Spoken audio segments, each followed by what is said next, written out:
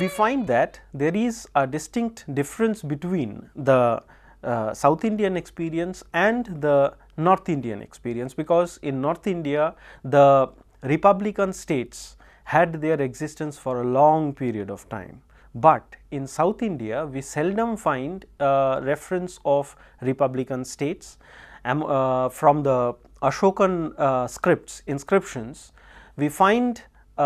names of references of some ruling lineages in plural, like the Satyaputtas or the Keralaputtas. And in Sangam classics, which is considered to be the earliest stratum of the Tamil literature or language,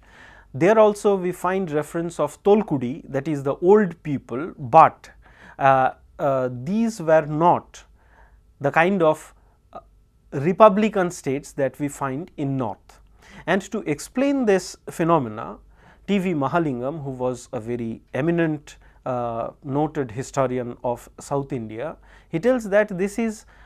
precisely because of, among many other factors, the predominant factor was the variegated nature of the geographical locale of peninsula. It was divided into many parts. People were divided, they were very far stretched, and to protect themselves from the attacks of the robbers or from the foreign invasions, they needed a very strong government, which was given by the monarchical states. Even though the monarchical state was very important, or it was the predominant feature of the polity in South India, but compared to say Roman experience, again T.V. Mahalingam says that it was very different from the Roman Empire, because in Roman Empire we find the imposition of a lingua franca all over the Roman Empire, Latin, and imposition of a unified legal framework structure that we do not find in South. There the locality was also very strong, and there was a peculiar interaction between the central forces and the local forces, where barring the instances, barring the rule of a few very powerful monarchs, the centrifugal forces were that very dominant. Now, keeping this as our dominant feature of the South Indian polity, if we focus into the particular zone and particular time frame, that is between circa 600 to 900 AD, we find that there was the emergence of three cornered contest, three very important, very powerful kingdoms, one on the northwestern side of the peninsula, that is the Vatapi Chalukyans, then on the south, a bit southeast portion, it was the Pallavas of the Kanchi, and far south it was the Pandyas of Madurai, which emerged almost contemporaneously between 5th and 6th century.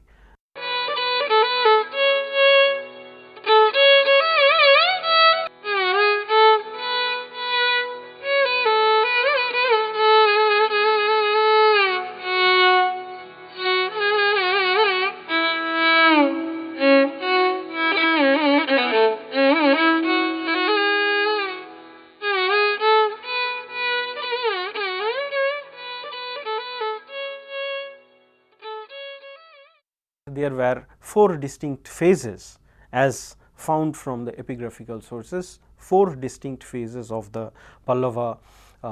polity, Pallava monarchy, but we will be taking up because of the time frame that we have taken up, we will be focusing mainly upon the Simha Vishnu line which goes on up to Parameshwaravarman II, and then after his untimely death in a battle, the throne was usurped by a person from a collateral branch, that is the Nandivarman II, who was also known as the Nandivarman Pallava Malla.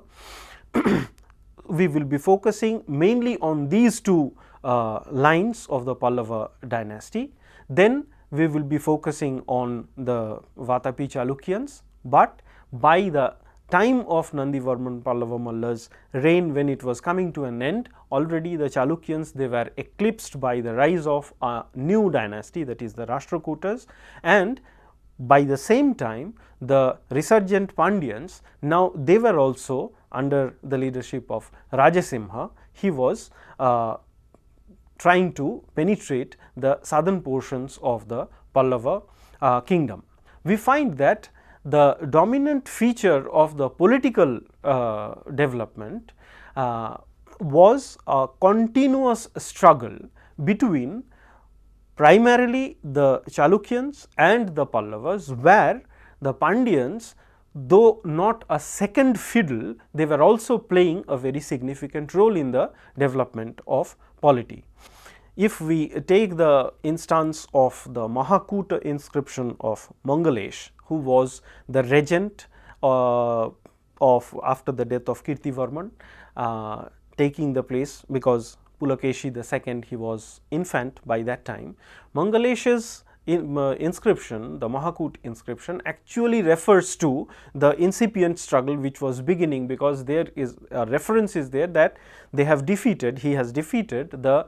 Dramila Cholyas, which means that they already have started infiltrating into the deep south, where later the Pallavas tried to infiltrate. Now, if this was the situation, then the second ruler after Simha Vishnu, Mahendravarman II, who was very famous because of his many faceted genius, his rule was notably peaceful, which was devoted to other peacetime activities like poetry, temple building, etc. But the successor, Narasimhavarman Pallava Malla, we find that he actually defeats, kills, possibly he had killed Pulakeshi II, and he had occupied Vatapi, which gave him the epithet, the title Vatapikonda, that means the conqueror of Vatapi. Later, during Parameshwaravarman, it was the time for the Chalukyans to take a revenge, and Vikramaditya, he attacked the Pallavas consecutively and possibly occupied Kanchi. Though there are references in Kurram plates, copper plate inscription of the Pallavas, that he was defeated, his forces were forced out from the country, Pallava country, but the struggle went on with almost monotonous regularity. The situation, a new factor was added when the Pandyans also started taking interest, and when Parameshwaravarman II, he was killed by say 728 AD, and there was considerable confusion of succession in the Pallava throne, when Vikramaditya was actually espousing the cause of Chitramoy, who was the ruler of the Parameshwaravarman lineage line, then a person from a collateral branch, that is Nandivarman II Pallava Malla, he came to throne, he ascended the throne, but he was belly-augured, he was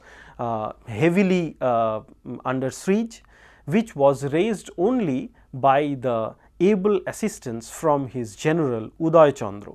and it was only because of the exertions of Uday Chandra that finally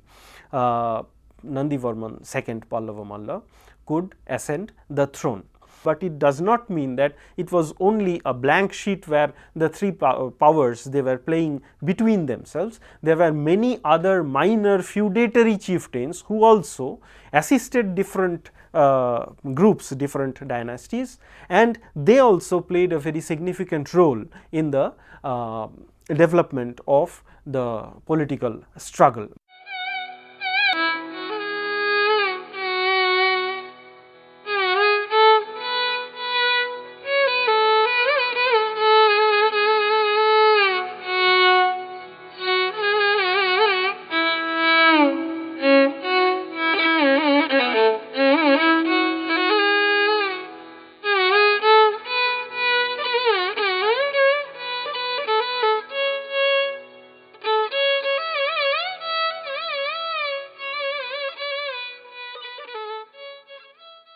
Now, if we take the monarchical system as the predominant feature,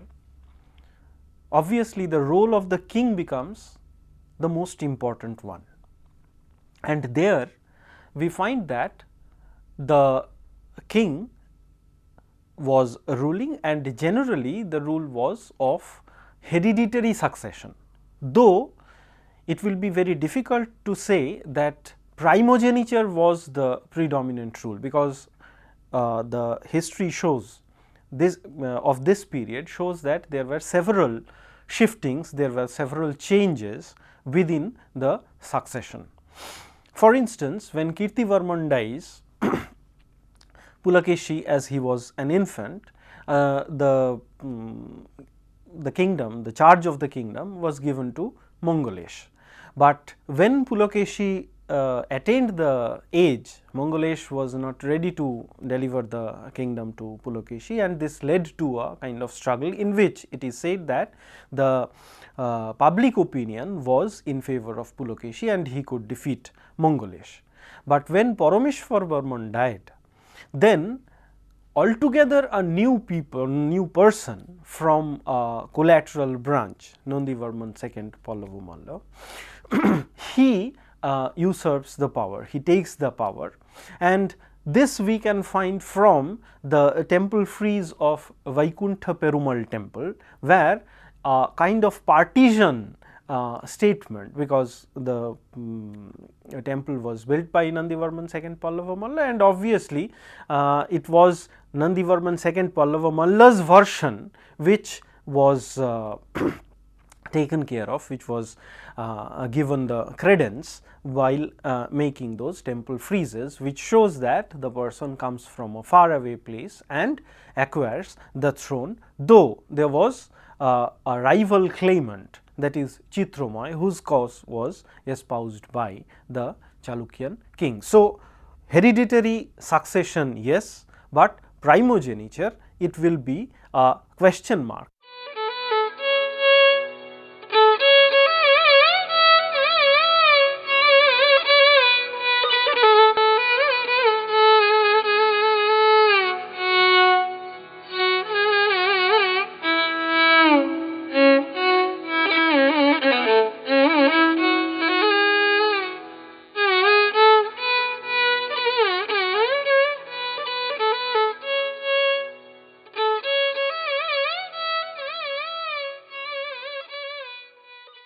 When the king ascends the throne, he usually took some high sounding titles, which was the general feature of the early medieval period. For instance, the Pallavas, they used to assume the title of Maharajadhiraj, but it is not just the simple title of Maharajadhiraj, but there were several other things. At the time of coronation, they were generally conferred with a new title which was known as the Abhishek Nama, and then there were several other titles which were known as the Birudas, and it is said that some of the Pallava kings, they had titles ranging to hundreds of names, titles, and then lastly there were several titles which they got because of their activities, because of their success in battle. For instance, when Pulokeshi II could successfully stall the invasion of Harshavardhana, he was given the title, or he took the title of Parameshwara. So, the general title of the Chalukyan king, Sri Prithvi Vallabh Maharajadhiraj, was then it went through a slow accretion in which these later titles Parameshwara and Param Bhattarak was later attached to the title, and that gives us the whole title of Sri Prithvi Vallabh Parameshwara Param Bhattarak. In the case of the Pallavan kings also the same thing happens. There was a very long title that was given to them.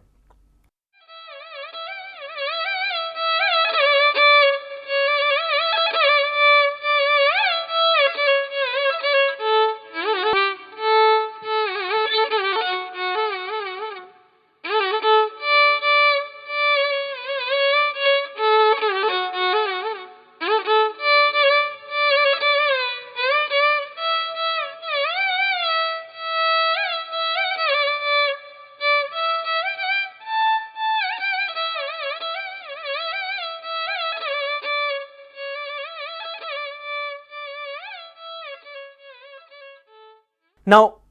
when the king is ruling, he is being assisted by a battery of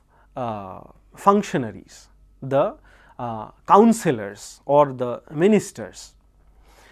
The picture is not very clear, but there are references in the inscriptions, Pallava inscriptions as well as the Chalukyan inscriptions, where we find references of some prime ministers or chief ministers. Name of a particular person number appears in the inscriptions of Nandivarman II, and it is said that he is the scion, he is a successor of a very illustrious minister who was possibly the minister of a very early Pallava king, and it shows that the ministership, the chief ministership or the prime ministership, actually goes through a kind of hereditary succession, something like the king's succession. His ministers also came from the same family. But it is not just the prime minister or the chief minister, but there are several other functionaries whose name also or the titles also appear in the inscriptions. For instance, in the Pallava inscriptions as well as in the Chalukyan inscriptions, we find reference of a title Rahoshadhikrita, which means a kind of close confidant who generally used to take notes of the royal orders which were proclaimed orally, and then it was committed to writing, and these written instructions are found in the inscriptions. Now, from the Chalukyan inscriptions, we find the name. It was the general practice that the copperplate inscriptions at the very end generally used to write the name of the person who has committed the whole inscription, who has committed the whole order into the written form, and there the title like the Sandhi Bigrohik appears in the Chalukyan inscriptions. Positively, this Sandhi Bigrohi, who was the person in charge of warfare as well as peace, a kind of role that the modern foreign ministers would assume, these persons were responsible for committing the royal order, oral order, which was generally known as the Kon Olai, into the written format. These people, they assisted the king or played a very significant role, as it is very clear from another title which also appears in the inscription known as Agnapti. Agnapti are those people who take care of committing or translating the king's orders or his wishes into action. So, these people, the Rahoshadhikrito, the Sandhi Vigrohi, they were playing a significant role as the ministers. The kind of secretariat, a kind of body which assists the king, as we find in the subsequent Chola period, is absent from the Pallava or the Chalukyan inscriptions, but it is very certain that some people, they were assisting the king and king depended on them. Now, apart from these Sandhi Vigrohi, we find the minor poets who were writing the prashastis for the king.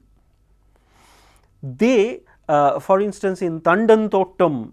inscription of Nandivarman II, name of the person who wrote the verse, Sanskrit verse, his name is given Parameshwara Uttarkaranik, who is the son of a Paramuttarakaranik. Karanik, in charge of Karan, that is the secretariat, name appears, and from the title Karanik, Uttarakaranik, Paramuttarakaranik, it shows that there was a kind of hierarchy of the functionaries. There was a kind of succession, or there was a kind of role division in which from the lower rung, that is Karanik, then we find Uttarkaranik, and finally the Paramuttarakaranik. It is notable that in the Tamil country,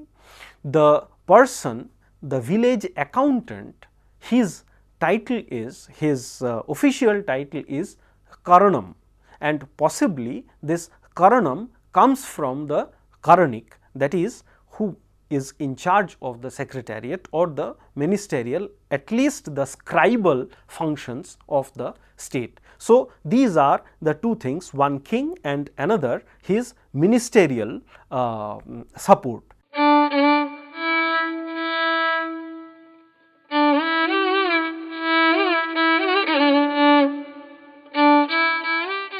If we go into the nitty-gritty details of how actually the administration was running, then we find that as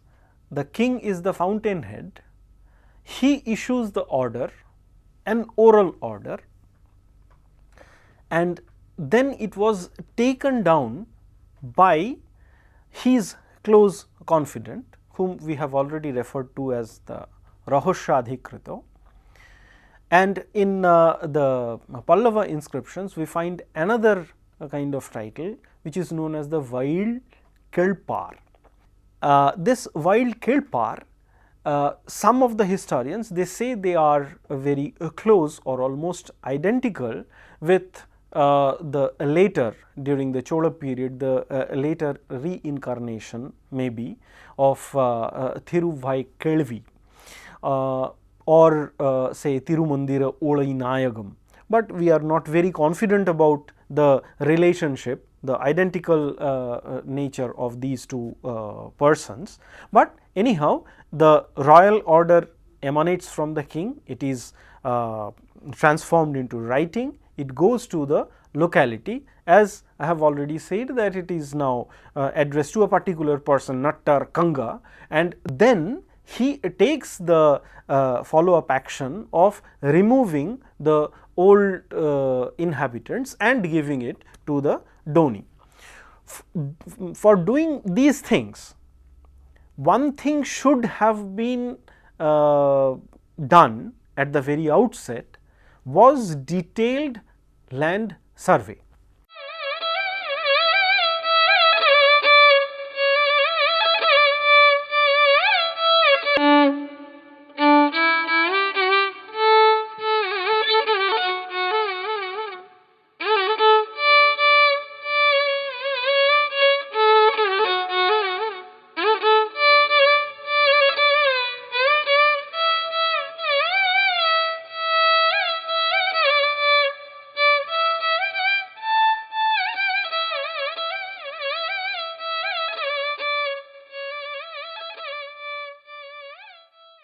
it is very clear from some of the informations gathered from the Pallava inscriptions that a kind of survey of the village land it was done. For instance, in the Uruvapalli grant, there it is said that the particular village it has 200 nivartanas of land, and then a detailed mapping, obviously in words, is given in the inscription. The land lies on the south of this, there is a river, on the north there is a kind of hillock, and this follows. The map of the particular land that is mentioned to in the Uruvapalli grant can be found in the book written by C. Meenakshi, and from there we can have the feeling that what kind of detailed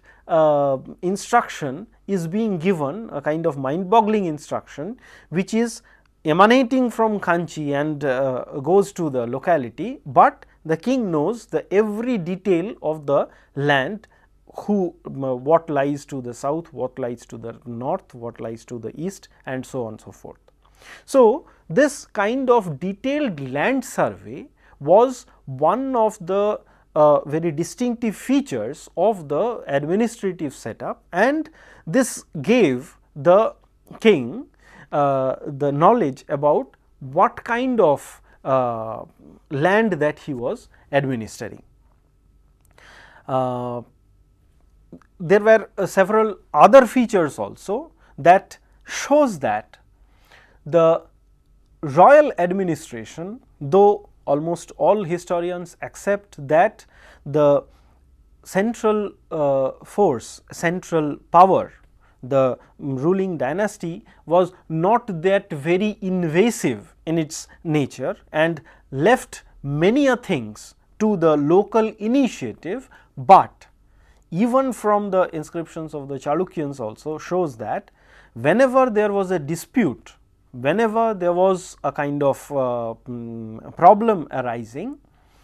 the central government obviously had to intervene. They intervened, and then their word was the final decision on the basis of which the local administration went. So, it will be very difficult to say that the central government stayed away, like the later historians like Bartonstein and other people say that there was a kind of hiatus between the central government and the local administration. Later we will see how the local administration, first the administrative divisions and later the administrative the provincial as well as the local administration, how it was functioning, that we will see later.